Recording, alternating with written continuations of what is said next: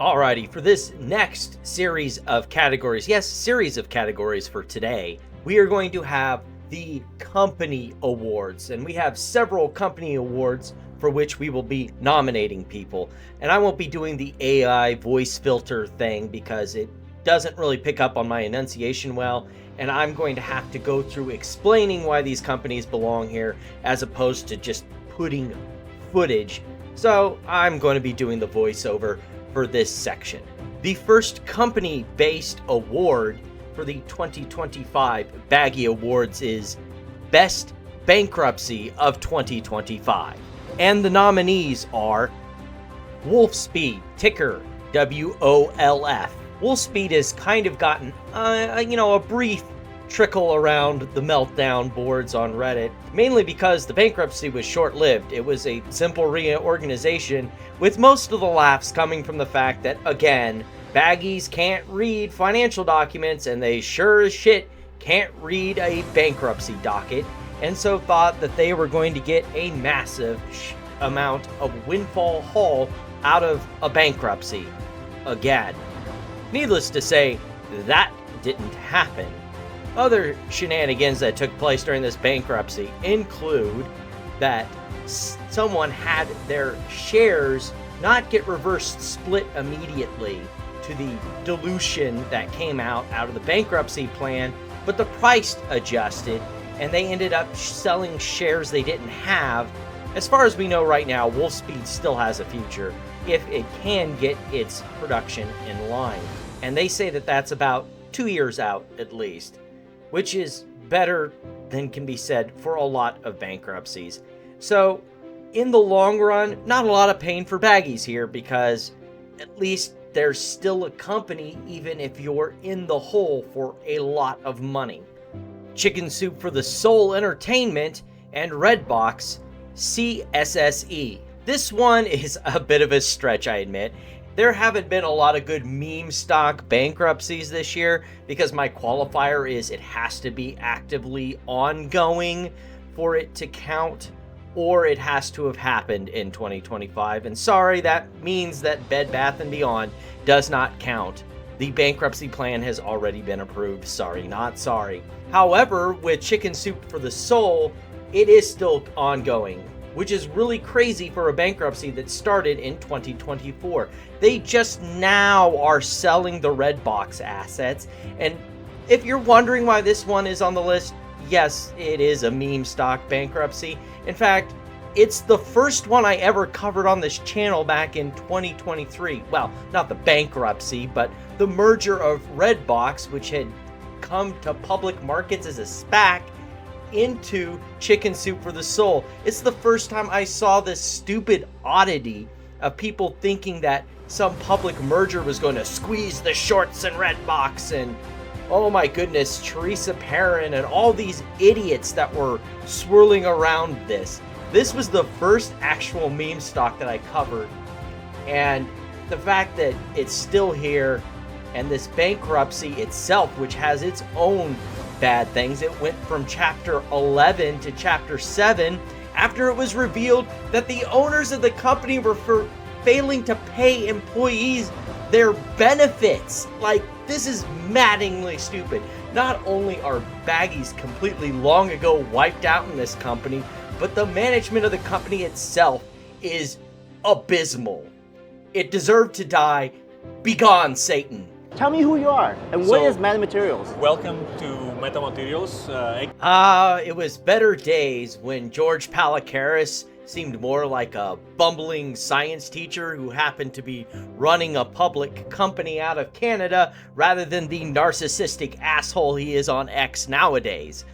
Metamaterials went bankrupt specifically after the SEC's investigation into Metamaterials for the MMTLP spinout that went all sorts of sideways and possibly criminal or at the very least civil securities fraud. In the aftermath, the board of directors for Metamaterials kicked George Palikaris to the curb and paid a settlement to the SEC. Needing more cash, they then turned to their shareholders to make a share offering. And George Palikaris, being the petty piece of shit he is, told shareholders to reject allowing the dilution.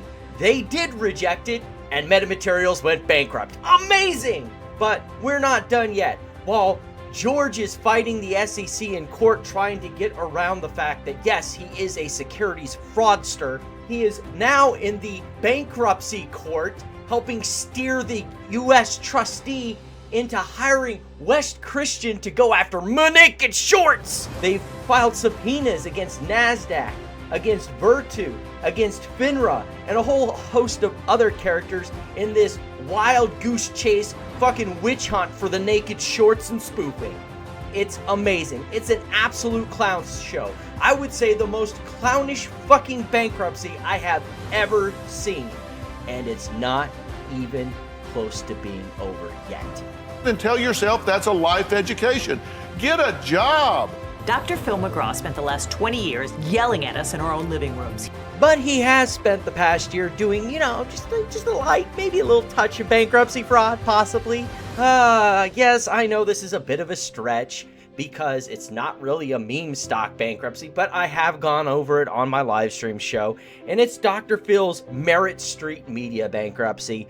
I won't go into all the details. You should watch the Legal Eagle video that is playing as B-roll in the background because they go over it in great detail. But to suffice for our purposes, Dr. Phil made an agreement with a Christian cable news network, welched on the deal, all sorts of shenanigans happen.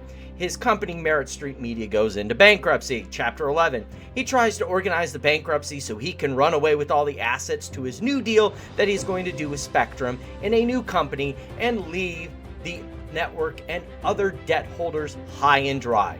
The bankruptcy court obviously catches wind of this, and all of these shenanigans come out in the bankruptcy. The bankruptcy, much like the Redbox Chicken Soup for the Soul bankruptcy, gets converted from Chapter 11 to Chapter 7 because of all of the shenanigans that are afoot.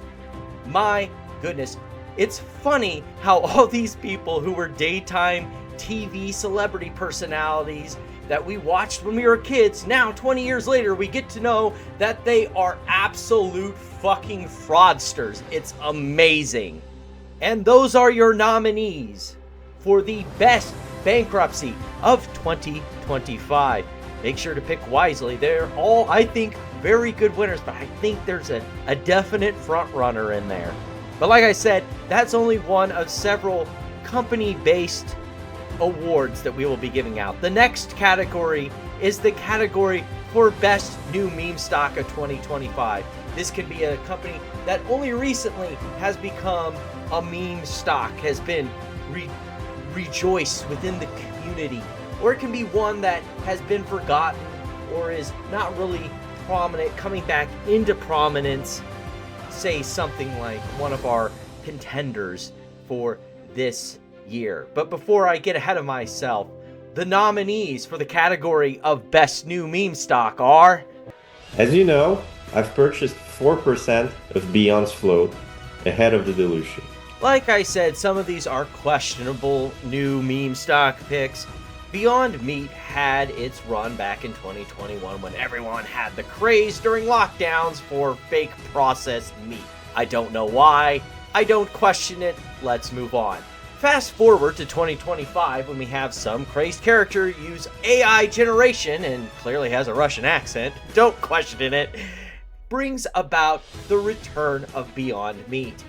Even though he promoted the company and it had its great run up, and after it's burned back down, he tried to pump it, as you can see in the B-roll video here. Yeah, it didn't work out so hot. We even had oldie but goodies from meme stocks past, like, I don't know, Spencer tried to get in on the hype and then lie about his losses in Beyond Meat. Then we had the lies about dilution didn't happen when all of the bondholders converted their bonds into shares. And of course, the fact that, oh no, they wouldn't pass the reverse split. They wouldn't do that at all. Time and time again, each new narrative, as we know in the meme stock community, gets shot down one by one as the company, desperate for cash, will burn through any shareholder's wallet to get to it. As of currently, Beyond Meat trades at about $1 a share roughly, and while the reverse split hasn't come yet, when dilution time comes, you better believe that they will kick it in so they can get more money out of your wallet. Quantum Biopharma QNTM. This one is not particularly hard to figure out. Okay, set aside their silly, stupid fucking spoofing lawsuit with yet again Wes Christian and everything. All you need to know about this is go back to the video about the 2025 Baggie Awards for Worst Fucking Grift, and then go look at the Kevin Malone one. That's all you need to know about Quantum. Quantum literally hired Kevin Malone to help them manipulate the market for their securities. End of story. That's all you need to know here. And that Kevin Malone took the money that he was paid per their contract to be a paid pumper and then screwed over his own clients. Like, strategy, MSTR. Alright, let's be honest here. MicroStrategy is a Ponzi scheme. I know it. You know it. Michael Saylor knows it. Everybody fucking knows it. They all pretended not to know it until Bitcoin came off of its highs. That would not have put it in this category. What did put it in this category is the whole crazed thing that happened a couple weeks ago dealing with JPMorgan and its big kerfuffle with strategy and it getting kicked off of one of the ETFs that it was on, and it causing a big ruckus throughout the Bitcoin crypto bro community that because it dealt with a major bank somehow transmogrified over into the meme stock community, and here we are. I'm sure in some people's minds that MicroStrategy or strategy or whatever the fuck it wants to call itself this week has been a meme stock, but I don't think it's really had that following. It's sort of like, yeah, a lot of people say Tesla is the OG meme stock, but like, is it really a meme stock like in the way we understand it, like with the like super silly following of people?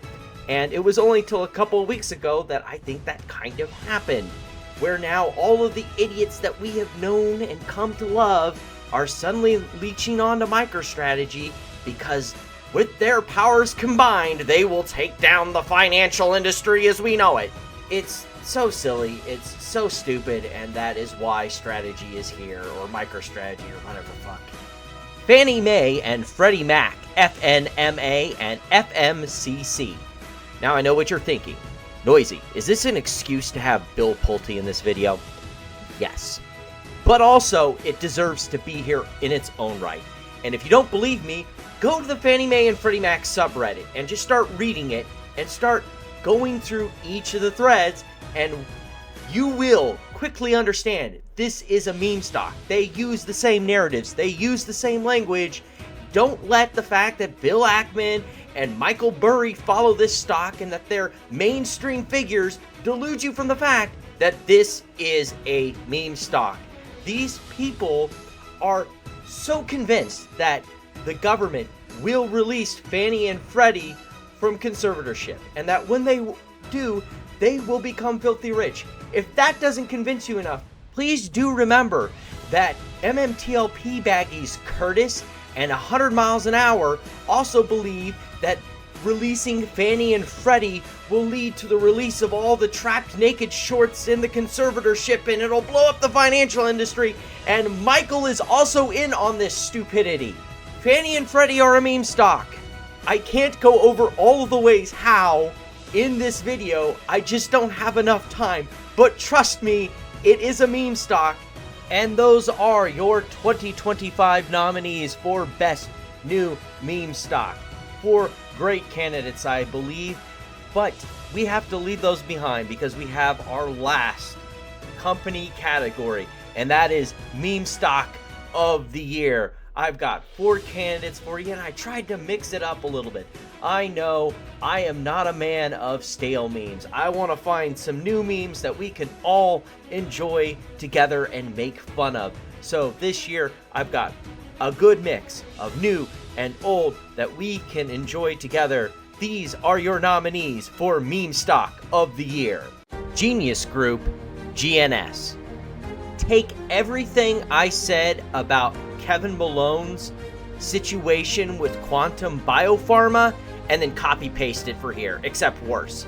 Not only was it just, a normal pay to play, help us pump the stock kind of thing, but he was literally advising them as to manipulating the stock. He even admits as much, that they drew up and oops, accidentally we misfiled to the SEC kind of thing, and then retracted it, and we called it a bear trap thing, and it was to manipulate the algorithms and burr.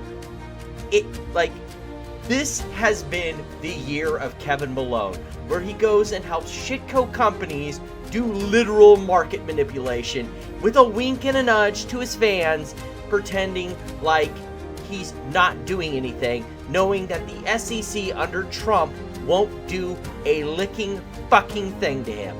Metamaterials, MMAT. If you were paying attention during the bankruptcy section, you know why it's here. All the memes, all the dumb shit. Wes Christian is here, a company that was laughably badly managed, a petty, pretentious former CEO, and oh, by the way, it has the tangled web in the MMTLP saga of market manipulation. You cannot find a better ball to weave, and yes, you might be able to make the argument that the bankruptcy stuff that's going to be really silly will happen next year, but this year, it has delivered in every way possible. AMC Entertainment Holdings, AMC. Call him Chad Adam, call him Aaron, whatever you want to. He knows one thing that will keep all of the baggies in line, and that's the fact that they don't want the metamaterials experience. Every dilution he wants, everyone will vote for, otherwise everybody go to bankruptcy. There is absolutely nothing anybody can do. Ethan and number one cuck John Hartnett can cry into their fucking waifu pillows all they fucking want to, but at the end of the day, if dilution isn't passed, AMC goes to bankruptcy. And the only real answer for AMC people is to just walk away at this point. All of the normal baggies like Soika and OG Baggy Travis from AMC are celebrating this next round of dilution, but it's just absolutely going nowhere fast. As I have always said, AMC is a bankruptcy in everything but name only. Theaters are getting released, leases getting cut, liquidation to shareholders, and oh, on top of that, Adam Aaron even tried to screw the bondholders, which led to its own saga throughout this year that ended up being settled, and ended up in, guess what, more dilution. You cannot write a better script than AMC this past year.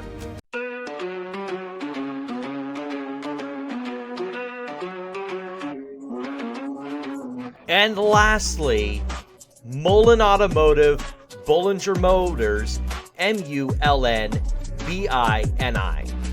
You know you are the true king of the con when you need to change your company name to keep the grift alive. 3 more reverse splits in 2025 to add to the 6 already that he had done over the past year and a half. My goodness, you know you are really working the game when NASDAQ has to change its fucking rules at Virtu Financial's fucking request because you are such a fucking shitco. Oh my goodness, David Michery truly is the king of the con. Mic drop.